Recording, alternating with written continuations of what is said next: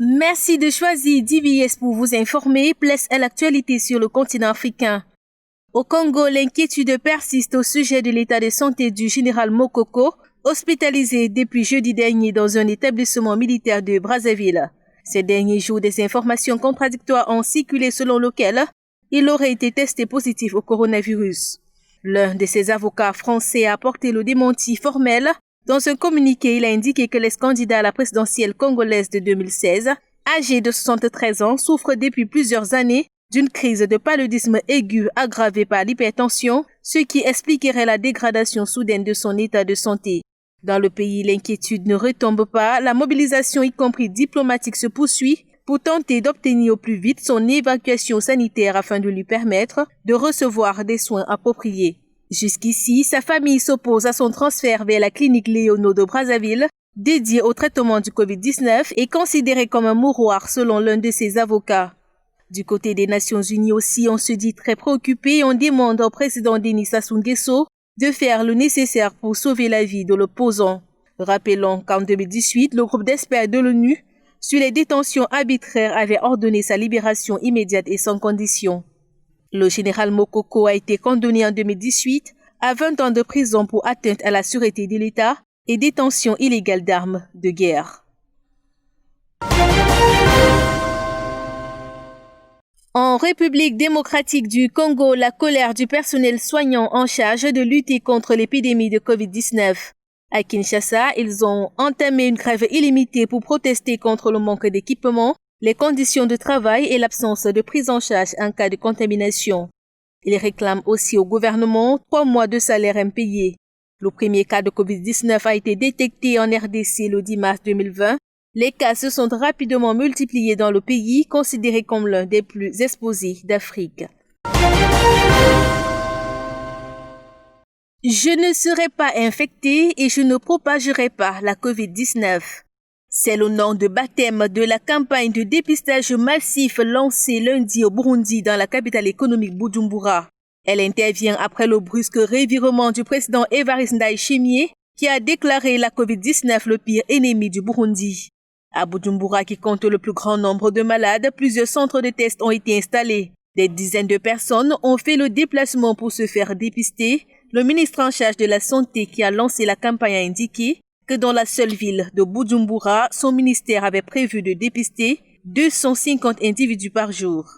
Jusqu'ici, le Burundi a été beaucoup critiqué pour sa gestion opaque de la pandémie. La situation a été exacerbée par la décision des autorités de chasser le représentant de l'OMS et 3 de ses hauts fonctionnaires en mai dernier. À plusieurs reprises, l'ancien président Feu Pierre Nkurunziza, soupçonné par certains d'avoir été emporté par le coronavirus, affirmait que son pays était protégé par Dieu. La semaine dernière, le nouveau président Evariste Ndayishimiye a surpris plus d'un, annonçant plusieurs décisions pour faire face au Covid-19, dont la réduction du prix du savon à moitié et celle des services de l'eau dans les villes et chefs-lieux de province. Cette campagne va durer 3 mois. Elle va s'étendre aux provinces à partir de la semaine prochaine. Selon les centres africains de contrôle et de prévention des maladies, le Burundi a signalé 191 cas de coronavirus.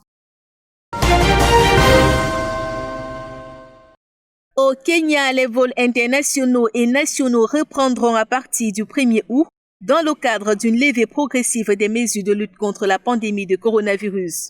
L'annonce a été faite par le président Uhuru Kenyatta qui a précisé que le trafic aérien à l'intérieur et vers l'extérieur du territoire national sera effectif à compter de cette date. Interrompue depuis le 26 mars, cette décision fait suite à de nombreux appels du secteur privé kenyan demandant au chef de l'État de redémarrer l'économie après 4 mois de restrictions qui ont durement affecté les secteurs clés, à l'instar du tourisme. Le président kenyan a également annoncé la fin de l'interdiction d'entrée ou de sortie des 2 plus grandes villes du pays et principaux foyers de l'épidémie, Nairobi et Mombasa, ainsi que du comté de Mandara dans le nord-est. Par ailleurs, Uhuru Kenyatta a autorisé la réouverture des lieux de culte, limitant toutefois leur capacité à 100 personnes. Il a reconduit pour 30 jours le couvre-feu en vigueur de 21h à 4h du matin sur l'ensemble du territoire. Cet allègement intervient dans un contexte de propagation de l'épidémie au Kenya, qui a officiellement enregistré 7 886 cas de Covid-19, dont 160 décès.